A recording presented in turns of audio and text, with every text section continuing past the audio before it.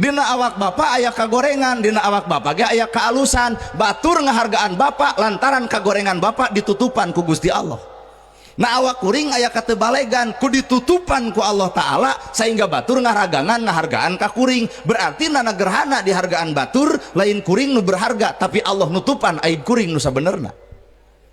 Talung kene jelema nemrak salah kapangi salah bisa eureun, nu paling paur mah jelema salah teu kapangi deudeuyeun.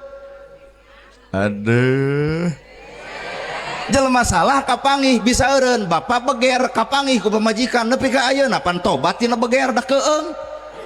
Awas pengajian teh bari beger moal mah sakali-kali deui tuh cager eta. Nu paling paur ieu anu beger teu kapangi engke geus maot datang budak tinu ngora da teu kapangi akhirna deudeuyeun. Matak hakikat Allah mah Rahman Rahim, Maha Welas Maha Asih. Kagoreng patutan ibu ditutupan. Allah nu boga ibu, Allah nu nyiptakeun ibu nutupan aib ibu. Nah ari manu sabat ngabongkar aib jelema. Nah ari urang saha Pak? Pangeran wae nutupan aib, ari jelema ngabongkar aib pan aneh. Bener. Keheul.